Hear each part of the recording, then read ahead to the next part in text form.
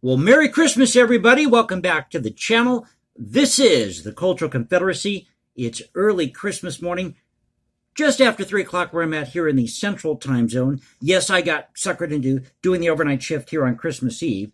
Actually, I have to do the overnight for the next week. Our other auditor, they decided to take some time off this next week, so I won't be able to post anything here on YouTube, and I do apologize about that. Now, this video is going to be dedicated to all you loners out there, people like me, men and women who are away from their family this holiday season, or maybe, like myself, you decided to venture out and see the world, so you're trying to make a new life for yourself, or if you're in the armed forces, we never forget our soldiers this time of year. So we are definitely with you in spirit overseas. To all our soldiers, sailors, Marines, people in the Air Force, thank you for protecting our country. We're thinking about you back here in the States, and I want to know where you're at here watching the video here on Christmas morning. Are you where I'm at here in the Central Time Zone? Are you out west somewhere in California? Are you watching this perhaps maybe in the Netherlands or Norway or Germany? Please let me know in the comment section below. I just want to wish everybody a Merry Christmas. I don't know what to say in this video. Honestly, I'm sitting here trying to do this video at 3 in the morning, do it on the fly. I want to really talk about the Nutcracker. That's what I want to talk about this morning, the backstory on the Nutcracker. Why does the Nutcracker and this dream of Christmas resonate with us, especially here in the United States? And I think I know the reason why. Because here in the United States, which I think is unique to our country here, and I was reading before I came into work something here online about German traditions with Christmas. Did you know that Germans actually celebrate Christmas on Christmas Eve? They celebrate Christmas on Christmas Eve, and that the children usually receive their stockings, which are empty, on December 6th. So it's a month-long celebration pretty much in Germany, or they do things gradually, and they celebrate Christmas on Christmas Eve. So this is an article at Breitbart, and if you like the video, please click that like button, subscribe, hit me up on Instagram at #JasonComposes, leave comments below. Now you can reach me at Twitter, Cultural Confederacy Twitter. If you're new to the series, what we do here is we talk about preserving our history and culture as Americans, celebrate great art, great music, talk about the events of the day. Maybe you can call this somewhat of a variety channel. I don't think you really can put a label on what this thing is. I just had this idea, a crazy idea a year ago, to start this channel here on YouTube with just me, my smartphone, the audience, and handwritten graphics. There's some reasons for that. I don't want to get dinged with a copyright. I had my experience with that over the past couple of weeks. So if you went to one of my videos and you're wondering why there's part of that video missing, that's because there was an issue with the copyright claim, and I wanted to take that out of there because I don't want to be infringing on people's material if it's out there and it's copyrighted. So word to the wise, if you're doing a YouTube video, be cautious of what you use as far as music or what have you in your videos. Thought I'd just put that out there. But let's get to this article here at Breitbart about the Nutcracker. And this is by Paul Boyes. You know, one of these days, and I've said it before, one of these days I'm going to do a video here on YouTube without making one single mistake. So this is by Paul Boyes. I believe that's how you pronounce the last name. It's B-O-I-S. It says here, The Nutcracker and the Dream of Christmas. This came out yesterday, Christmas Eve. Of all the folk tales, pageants, legends, and fables to accompany the Christmas season, few have achieved the level of immortality of the Nutcracker, from E.T.A. Hoffmann's short story to its reimagining in Tchaikovsky's ballet. Like Dickens' A Christmas Carol or Frank Capra's It's a Wonderful Life, we can recall the Nutcracker as if by rote. R-O-T-E, that's the word. A curious girl on Christmas Eve, an enchanted Nutcracker who springs to life and battles the evil Mouse King. And there's a reason why they put the evil Mouse King in the Nutcracker. That is because in the 19th century, mice were a nuisance in Europe and in Russia. So that's why mice, you see a lot of references to mice or to pest in stories in the 19th century. But mice were a huge problem in Europe and in places like Russia. Whimsical land of marzipan castles and Christmas forest, we know the tale, but have we ever asked why we know it? For that we must venture into its origins. By the way, the Nutcracker was originally a flop. There was a scandal involving Nutcracker when it first premiered. This, by the way, I didn't realize this. This was Tchaikovsky's last. I always thought this was one of his first attempts at the ballet, but it wasn't. This was his last ballet, the Nutcracker. His very first ballet was Swan Lake, and that was a disaster. That premiered in 1875, and in between the Nutcracker, or in between Swan Lake and the Nutcracker, you have the Sleeping Beauty, which is a really good. The music to the Sleeping Beauty is pretty good. There's parts of it that kind of lull me to sleep a little bit, because I believe in strength in music. I don't like it when music's too delicate. I don't like music to be weak, is what I'm trying to say here. But you can't go wrong with the Nutcracker this time of year, or even Handel's Messiah. So it goes on to say, when Prussian author E.T.A. Hoffmann conceived the Nutcracker and the Mouse King in 1816, he envisioned his tale as a counterpoint to the prevailing Enlightenment dogma that insisted upon rationalism and reason over imagination. A product of German Romanticism, Hoffmann believed, this is in quotes, believed strongly that the imagination was being attacked by the rise of rationalism. Now, at that time, you have this struggle between the classical composers, these classical artists, and the new romantics.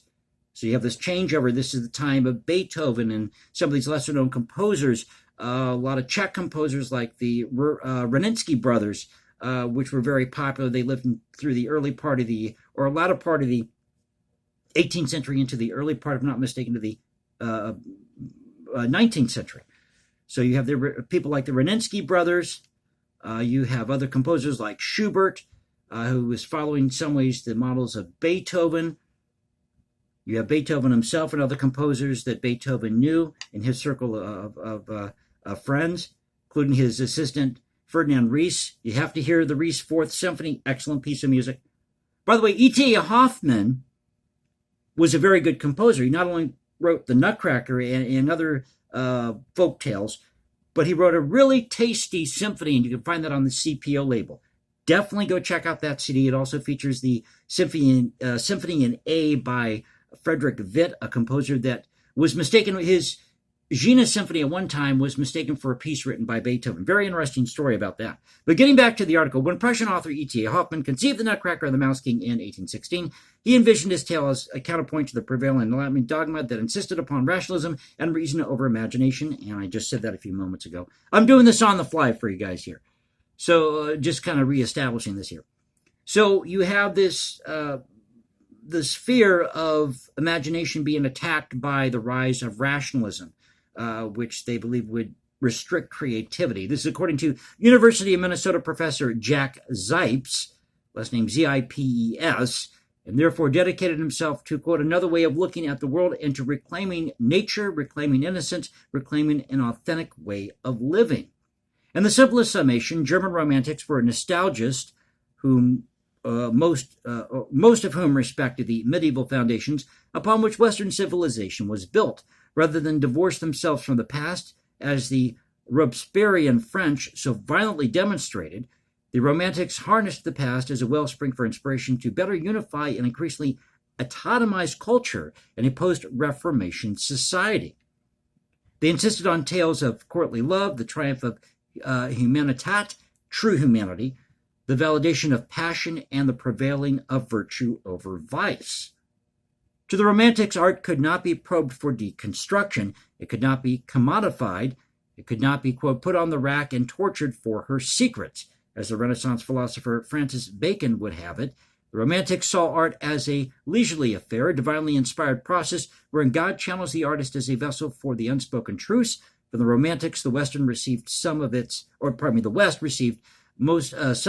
most treasured works of post-Enlightenment art, the grim fairy tale anthologies, Beethoven's Symphony No. 5, and Caspar David Friedrich's iconic Wonder About a Sea of Fog. That Hoffmann's The Nutcracker would survive over 200 years of history, including two world wars, and the rise of communism to become synonymous with Christmas, speaks to its unique power as a romantic work of fantasy. Most cultural critics and historians would be quick to credit Tchaikovsky's majestic suite for this brush with immortality. Actually, the Tchaikovsky suite was more popular than the ballet, and I believe it wasn't until the 1920s. So in 1892, Tchaikovsky writes the Nutcracker ballet, and it doesn't do too well at its premiere, mainly because of the scandal involving the fact that they were using kids rather than adults in the main roles, which you didn't do in those days. But it really didn't come to fruition until 1924, which I think it was premiered, I want to say, in Russia in 1924. And in 1944, I believe, is when it had its American premiere, and that's when it really took off and became very popular.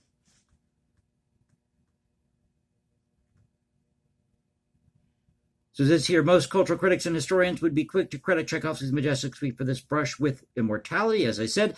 And while that remains undisputed, it must not be forgotten that Hoffmann's tale spawned a legacy of such power it captured the imagination of not one but two artistic titans, French author Alexander Dumas and Russian composer Peter Ilyich Tchaikovsky.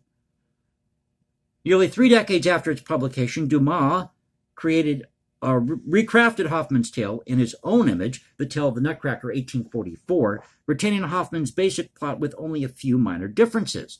Tchaikovsky would later use Dumas' recreation as the basis for his ballet's libretto, stripping the story down into what amounts to little more than a young girl's dream. Undoubtedly, without Tchaikovsky's music, Hoffmann's Tale of Wonder would be little more than a curiosity for German literary scholars rather than the cultural powerhouse as we understand it today. Strange as it may seem, Hoffmann would probably relish the knowledge of music becoming the font from which his work received eternal life. For in his infamous review of Beethoven's Fifth Symphony, Hoffmann declared that music, quote, reveals an unknown kingdom to mankind, a world that has nothing in common with the outward, material world that surrounds it, in which we would leave behind all predetermined conceptual feelings in order to give ourselves up to the inexpressible. As critic Robert Kilbourne so elegantly noted, quote, Hoffmann's novella captures a stranger and darker world than the Alexander Dumas Pierre, adopted from which the ballet is derived. What is the story of very real transformation and liberation in the ballet becomes a lighthearted dream, but the music carries the message intact, and that's italicized. With that, we must ask ourselves what stood at the heart of Hoffmann's work that spawned this ongoing saga of fascination that still resonates, even today. I suspect it stems from the marriage of Hoffmann's fiercely defiant romanticism with the season of Christmas, creating an ethos radiating within its metaphysical DNA that captivates our subconscious. For what is Christmas if not Western civilization's last vestige of collective leisure? I've got to learn how to not speed up when I'm doing this. For some reason, when I read this, I speed up when I do this. I don't know why I do that. So let me try this again, folks. For what is Christmas, if not Western civilization's last vestige of collective leisure? The one season in which we set aside all notions of structure and utility to partake in the anticipation and celebration of Christ's birth. Christ's birth. Maybe I should start over with a video, right? And as with all celebrations, there are pageants to be attended, gifts to be offered, games to be played, tales to be told, songs to be sung, and fellowships to be nurtured. A parade of useless engagements, quantifiable only by their economic proficiency. We string up lights not for their luminosity, but so the darkness will be luminous. We display decorations not for their distinction, but so our homes will be distinct. We indulge in feasts not for their nourishment, but so our hearts will be nourished. Tradition reigns over trend, truth over fact, quality over quantity. So I don't want to go too long in the video. I thought I'd share this article with you. Thank you for letting me stumble through this. As I said, I'm doing this in one take, doing it on the fly here for you. This is at Breitbart. This is by Paul Boyce. Came out yesterday, Christmas Eve. The Nutcracker and the Dream of Christmas. And I would definitely recommend listening to different versions of the Nutcracker because you can find the abridged and the unabridged version. But it was a flop when it premiered. Can you believe that? And the whole scandal was the fact that they used children, which is in the storyline itself, rather than adults at the premiere of this ballet, the Nutcracker, the last ballet that Tchaikovsky wrote. And don't forget to check out that CD from CPO featuring Hoffmann's very cool symphony. It's a really neat piece. It's paired with Frederick Witt's Symphony in A major. So thank you for being with me. You liked the video, please click that like button, subscribe, hit me up on Instagram at hashtag Jason Composes, leave comments below. Now you can reach me at Twitter, Cultural Confederacy at Twitter. This is the Cultural Confederacy saying Merry Christmas. I'll catch you next time. God bless this great country. And if I don't see you next week, you all have a Happy New Year.